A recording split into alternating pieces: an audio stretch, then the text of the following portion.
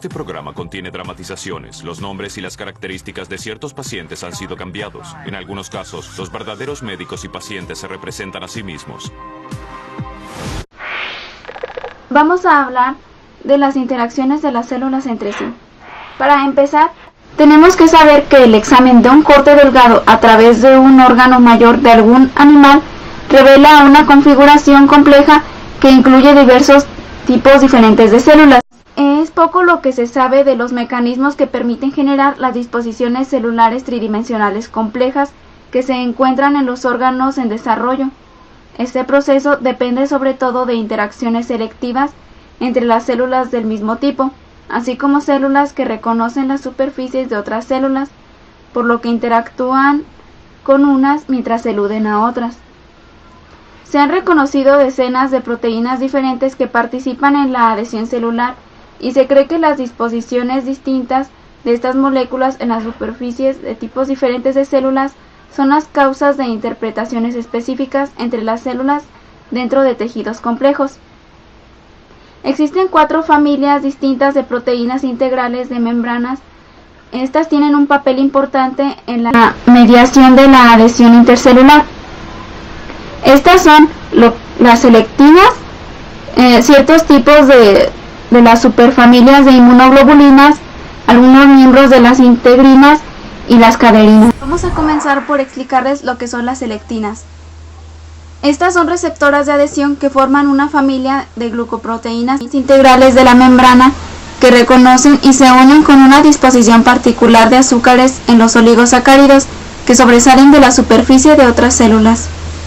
Las selectinas tienen un pequeño dominio citoplasmático, un solo dominio que cruza la membrana y un segmento extracelular grande que consiste en varios módulos separados, incluido el dominio más externo que actúa como la lectina.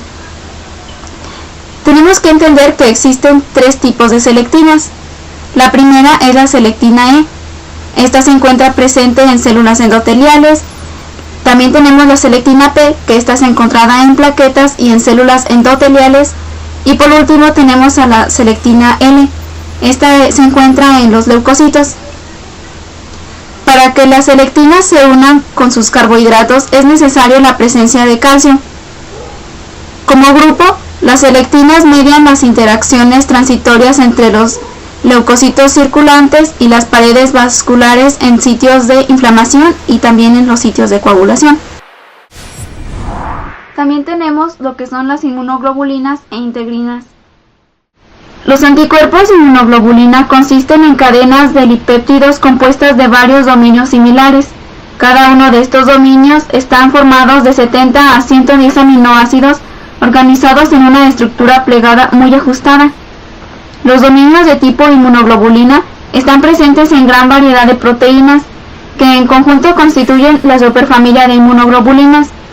También se le puede llamar IgSF. Ya por último tenemos a las caderinas. Estas son una gran familia de glucoproteínas que median la adhesión intracelular y transmiten señales de la MEC al citoplasma. Las caderinas unen entre sí a las células del tipo similar y lo hacen sobre todo mediante la unión con la misma caderina presente en la superficie de la célula contigua. Por último vamos a hablar de lo que son las uniones adherentes y los desmosomas, que en otras palabras sería la fijación de unas células con otras. Existen 2 tipos principales de uniones adhesivas, las uniones adherentes y los desmosomas. Además de las uniones adherentes, las células epiteliales contienen con frecuencia otros tipos de uniones celulares que también se localizan sobre sus superficies laterales. Cuando estas uniones se ordenan de cierta manera, se les denomina complejo de unión. Las uniones adherentes son muy frecuentes en los epitelios. Las células de las uniones adherentes se mantienen unidas por enlaces dependientes de calcio que se forman entre los dominios extracelulares de las moléculas de caderinas que salvan las brechas que hay entre las células vecinas. Los cúmulos de caderina de una unión adherente concentran el ambiente exterior con el citoesqueleto de actina y proporcionan una vía potencial para que se transmitan las señales del exterior celular al citoplasma. También tenemos los desmosomas, que son uniones adhesivas con formas de disco. Estas se encuentran en diversos tejidos.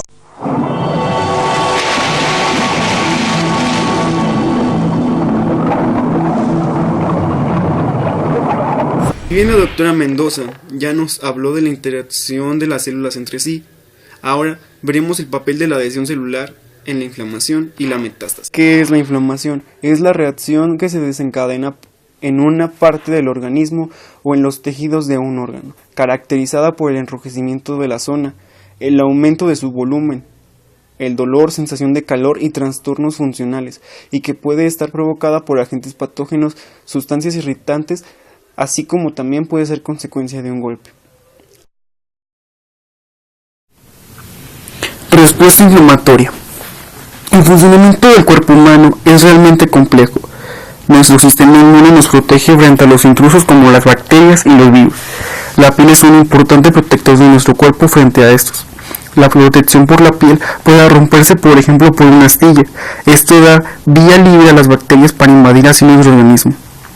Estas bacterias son vistas como sustancias extrañas y nuestro sistema inmune tratará de destruirlas en un proceso llamado respuesta inflamatoria. Ahora enseñaremos cómo es el proceso que da lugar a esta respuesta inflamatoria. En nuestro sistema inmunitario, muchas células entran en juego, entre las que se encuentran los glóbulos blancos. Un tipo importante del glóbulo blanco son los macrófagos, que reconocen a las bacterias como sustancias extrañas y las envuelven. Las bacterias se destruyen lentamente en el interior del macrófago, generando pequeñas piezas o fragmentos. Estos pequeños fragmentos bacterianos son visibles en la superficie del macrófago, lo que permite que otras células del sistema inmune se den cuenta de que esta bacteria ha entrado en el organismo. Aparte de esto, otras cosas están ocurriendo. Cuando el macrófago envuelve a la bacteria, produce sustancias inflamatorias, las citoquinas, que se unen a los receptores celulares. Las citoquinas tienen la forma exacta de estos receptores, como una llave a una cerradura. De esta forma, las citoquinas comunican el mensaje a otras células. Por ejemplo, una citoquina es capaz de alertar al macrófago de la posición de otro macrófago, que tiene una bacteria cercana que ha de ser destruida. Este es un paso importante en la respuesta inflamatoria. En este punto de la inflamación, la cantidad de macrófagos está creciendo, para así destruir a las bacterias. Los macrófagos no son, sin embargo, capaces de destruir a todas. Los macrófagos entonces migran a los nódulos linfáticos para alertar a otras células del sistema inmune de que está teniendo lugar una respuesta inflamatoria.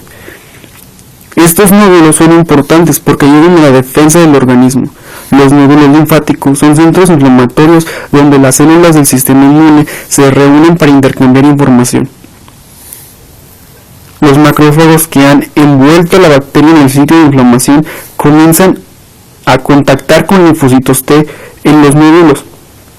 También hay células B por ahí presentes. Ambos son linfocitos importantes que juegan un papel relevante en el proceso inflamatorio.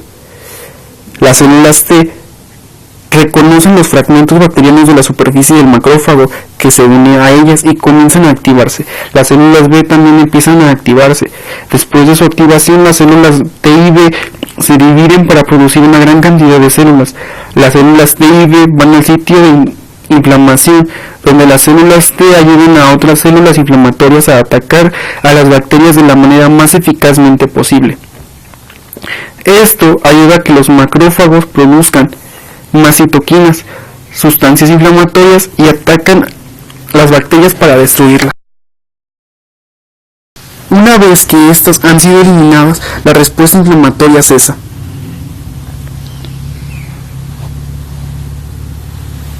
Hemos hablado de la adhesión celular en la inflamación. Ahora hablaremos de la metástasis, pero primero hay que entender qué es la palabra. Es el movimiento o diseminación de las células cancerosas de un órgano o tejido a otro. Las células cancerosas tienden a propagarse a través de la sangre o del sistema linfático. A continuación, veremos el caso de una mujer que padece de cáncer de pulmón, también llamado carcinoma pulmonar. Una mujer muy joven que padece este trastorno. Veámoslo. Se recomienda discreción. Yo solía ser una persona que fumaba diario. A veces era 1, 2, a veces eran 12. Hubo un momento en el que dejé de contar. Me frustraba en muchas ocasiones no saber qué hacer respecto a mi adicción. Y ahora sé que hubiera sido lo mejor si me hubiera detenido a tiempo. Recuerdo que presenté los síntomas de la tríada del carcinoma pulmonar, que entonces no sabía qué eran. La tríada constaba de 3. Lo primero eran tos, pero no cualquier tos, era una tos crónica y muy seguida y muy fuerte. Después, acompañada del esputo, venía sangre. Y finalmente recuerdo que tenía muchas dificultades para respirar. Y era muy difícil. La primera vez que arrojé sangre con el esputo, fui inmediatamente al médico, no lo dudé ni un poco. Y fue que supe que tenía carcinoma pulmonar. Me dijeron que como no había mucho desarrollo de la enfermedad, podría serme extraído el lóbulo superior del pulmón.